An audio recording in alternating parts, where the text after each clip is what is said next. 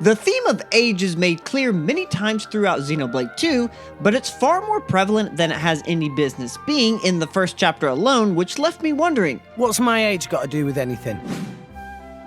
As it turns out, these cutscenes, well, besides that one, not only tell us Nia's in-game reason for bringing up Rex's age so much in this chapter, but I also think the writers wanted to communicate here that Rex's age acts as a barrier, it makes him willing to go to great lengths to achieve his goals, it makes him unwilling to accept the current state of all rest, and most importantly, it makes him unaware that his dreams are actually pretty implausible. This is XenoSpectives, the series that explores theoretical perspectives on the Xeno games. Let's start by discussing how the age barrier between Rex and Gramps causes them to misunderstand each other. We last left Rex when he accepted the job with Jin, Malos, and Nia, which was a dumb but necessary decision. The cutscene that follows that one is titled Gramps' Misgivings, where, surprise, Gramps has misgivings. In this cutscene, Rex gives Gramps a rundown of what just transpired and even tells Gramps to take it easy. What a kind and respectful young man. How does Gramps respond? By yelling at him. What a jerk. He's like, "That does not about cover it in the slightest. Why would you take a job you know nothing about? You don't even know who your employer is." Get your hands off that keyboard. Obviously, I know Gramps wasn't being a jerk, and Rex was probably being condescending when he told Gramps to take it easy, considering what he says in just a bit. But while Gramps is doing the right thing as an adult by looking out for Rex, he isn't taking his age into consideration, and we'll get to that. But first, let's take a look at Rex's response. He seems a bit shocked that Gramps yells at him, which either means Rex really isn't understanding the gravity of his decisions, or Gramps probably doesn't yell at him often. Either way, Rex should add this to his mountain of red flags he got in the last episode, but the reason he doesn't will make sense in a minute. He instead responds with, This came straight from the chairman, remember? What more do you need? Anyway, I'm off. You can take a nap while you wait. and then runs off as Gramps says, Hey, come back here, will you?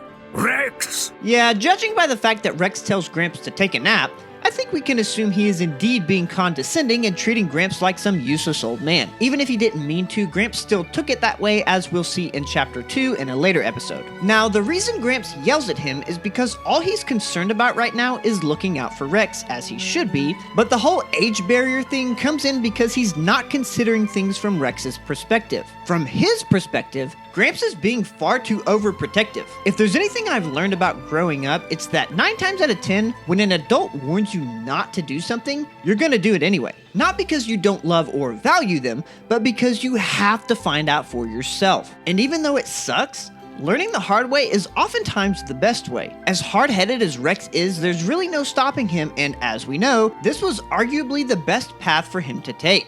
Believe it or not, this age barrier also not only applies to Rex's relationship with Nia, as we'll see in a bit, but it also explains why Rex seemingly contradicts what he told Gramps in the first episode of XenoSpectives when he talks to Nia about why he became a salvager. For now though, let's address the next reason Gramps and Rex's interaction tell us how Rex's age is important. Against Gramps' better judgment, Rex is willing to go to great lengths to achieve what he sets his mind to. And aside from being afraid of the Aegis's power, I think part of the reason Adam failed was because, unlike Rex, he was an adult. Adam had a family, even a child on the way, and therefore he had something very precious to lose. Because the stakes were high for him, I'm sure he overthought things quite a bit. Kids are great at just acting on instinct, especially when they have nothing to lose. While we obviously shouldn't do stupid things, the lesson here is that even though we may not always know where we're going in life, sometimes just going somewhere, even into the unknown, is better than going nowhere at all. We can't let fear of the unknown stop us from growing and learning.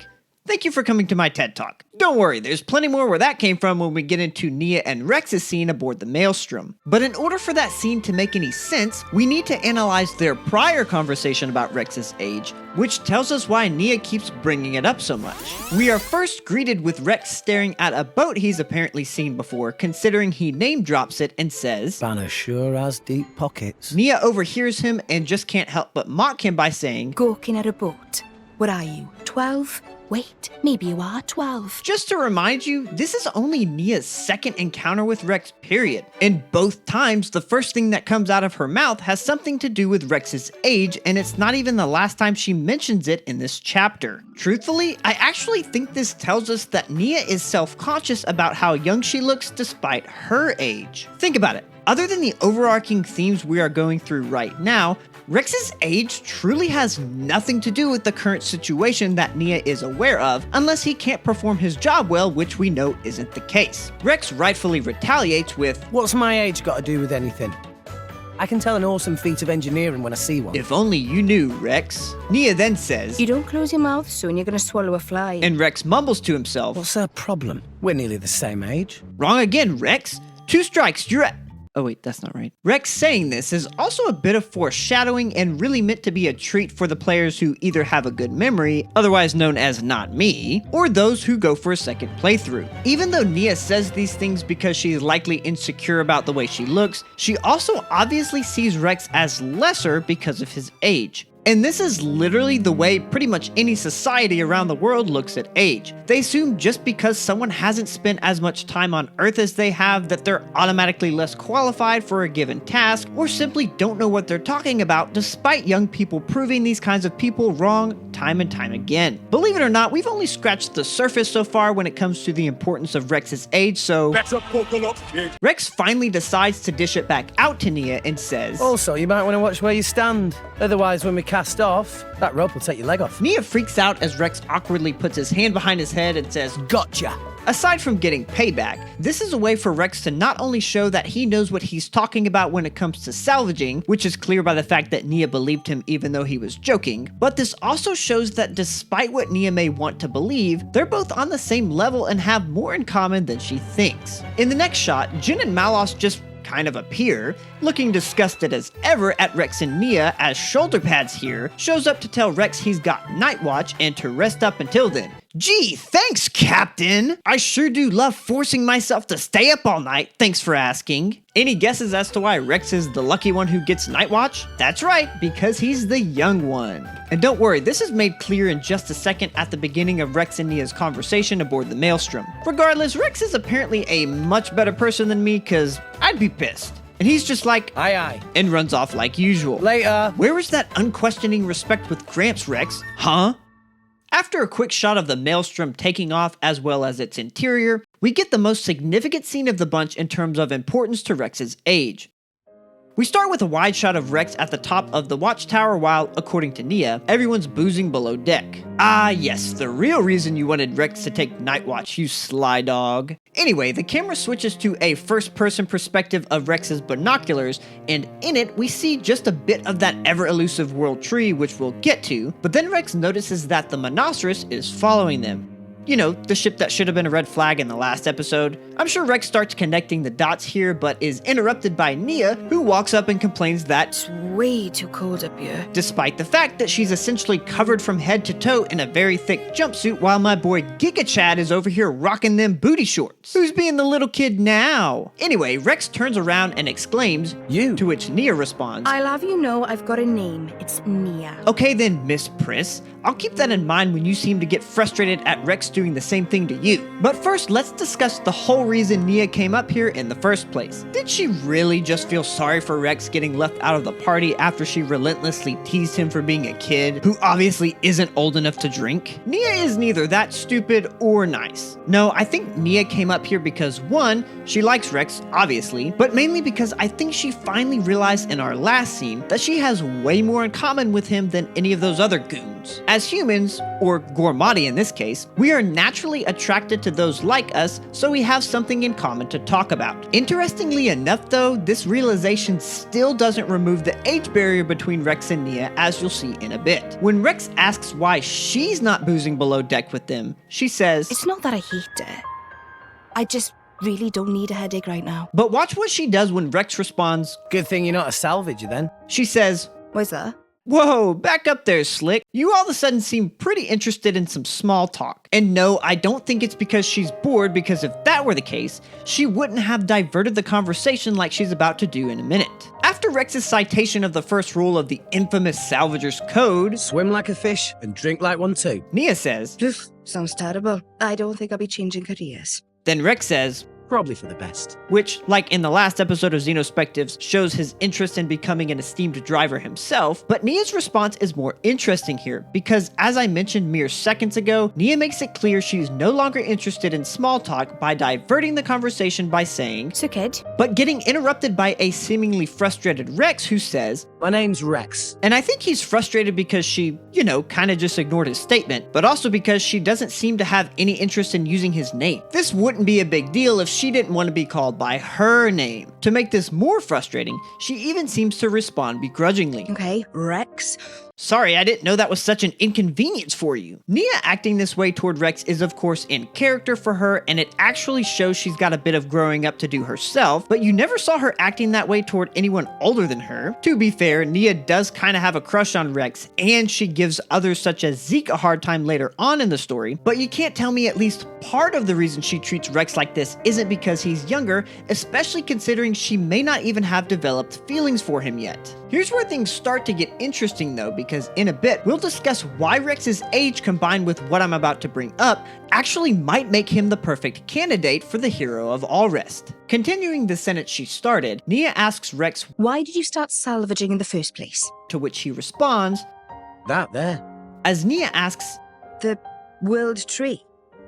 I don't get it. and of course Rex doesn't just answer Nia directly, not only because that would be boring dialogue, but also to give us a better sense of why Rex actually chose to be a salvager. He says, You know, you find all sorts of things digging through salvage. Some of it trash. Some of it treasure.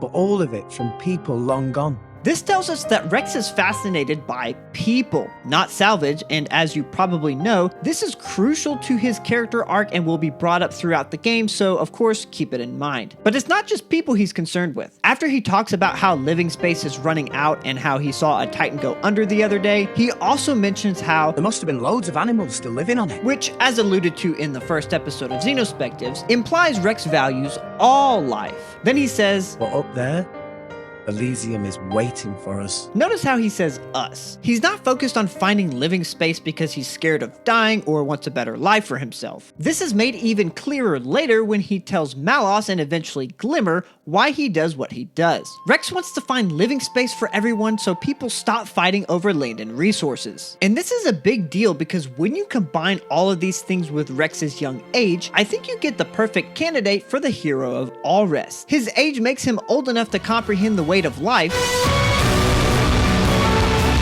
His age makes him old enough to comprehend the weight of issues in the world, but he's also still young enough not to be bogged down by the mundane issues that everyday life brings. Yes, he is in the workforce and very much has to act like an adult, but the difference between him and real adults is that he's not okay with just accepting things because that's just the way things are. This comes from the fact that he's still got an imagination and a belief that anything is possible, something a lot of adults unfortunately lose as they get older. Sure, Rex would have been a swell Chad as an adult regardless, because of course his attitude and personality play a huge role in why he does what he does, but he wouldn't have been the ultimate Giga Chad we know him as if he hadn't been the Aegis's driver and learned what he did in Xenoblade 2. Rex also isn't complacent like a lot of adults, such as Nia seems to be, based on her response to Rex mentioning Elysium, which is of course for her to laugh at it. This not only sums up her thoughts pretty well, but it also initially acts as a contrast in the storytelling to the serious response we had a gut reaction to expect from her. And at first, this makes it seem like she's just being facetious. While that may partially be the case, I actually think she mostly believes Rex is joking. This is evident not only by the fact that she's like, Seriously, kid? Elysium? Don't tell me you believe that gaff. but also by the fact that she then has to compose herself when Rex doesn't laugh with her. Then she proceeds to tell him, It's just a lie for children. And that there is just an overgrown shrub. She's trying to bring Rex back to where she believes to be reality. This reinforces that just like in real life, kids in their dreams are rarely taken seriously. Yes, if an adult thought this way, they would still be called crazy, but the difference here is that to most, those people have simply lost their mind, whereas Rex is just expected to grow up. He has this childlike belief that anything is possible when in fact, his dreams are quite literally anything but possible as far as anyone else is concerned. However, as we know, his determination leads him to achieve the impossible and simultaneously achieve something that has never been done before. As far as we know, Nia has no reason to believe the world tree isn't significant other than that's what she's heard her whole life, which contrasts Rex actively choosing to go against what the masses think. And believe it or not, the fact that Rex gets treated like a kid all throughout Xenoblade 2 actually affects his behavior with Glimmer in the future that we'll discuss a little later. Rex then talks about how, If there's a way to get up there, maybe it's hidden below the clothes. which shows us the reason for him becoming a salvager is really to find a way to Elysium. But if you remember during the very first cutscene of the game, Rex tells Gramps he's in the salvaging trade for the cash. Sure, as we discussed in the second episode, his goal of making money is in fact admirable because he sends a lot of it home to Fonset, but he even said to Nia earlier that drivers probably make a lot more than salvagers do, and in chapter 2, we find out that becoming a driver will set you up for life apparently. So if money was really his focus, he would have tried to become a driver. This means that his answer to Nia is obviously the truthful one. But the question remains, why would he lie to Gramps? Part of the reason is because the player isn't ready to know about Rex's true motives yet, and we also need to see that Rex's intentions with the money he wants is actually good. But I think the main reason is because he actually feels uncomfortable telling Gramps the truth because of the age barrier present. But Gramps believes in Elysium, right?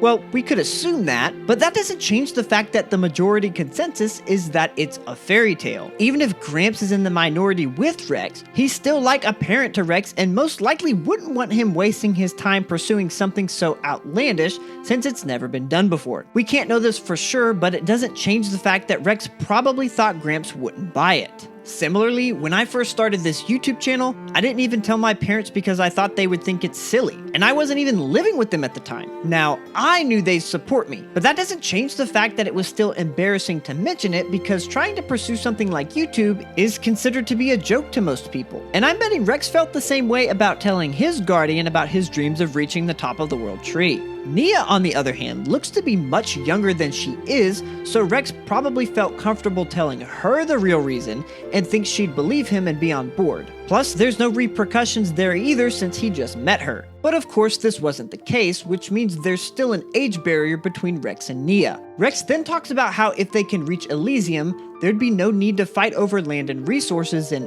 everyone could have peace and security. But what he says next is particularly interesting. He says, I mean, a dream like that, isn't that worth believing in? the fact that he called Elysium a dream shows us that reaching it is not simply just a goal to Rex. It's not something he needs to accomplish or conquer to then be proud of. This not only heavily contrasts with Malos's definition of Elysium simply being a goal, but it also mirrors what Pyra says later in this chapter. Even Nia is aware of this when she says, I always thought people were pretty selfish by nature, but you. She then proceeds to ask if Rex has parents, and we're given insight to the fact that he's an orphan and that Gramps basically raised him. But the fact that Nia cares enough to remember who Gramps is what's noteworthy here. It contrasts the fact that Malos didn't bother to ask who Gramps was a couple cutscenes ago. Nia even goes so far as to say, This Gramps of yours sounds alright. which is of course a compliment. She then says, And you're alright too, kid.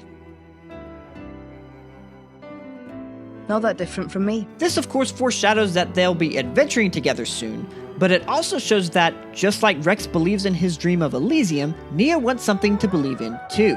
No, she's not on board with the idea of Elysium just yet, but she's made it clear that Rex at least thinks like her, or at least he thinks like she used to think.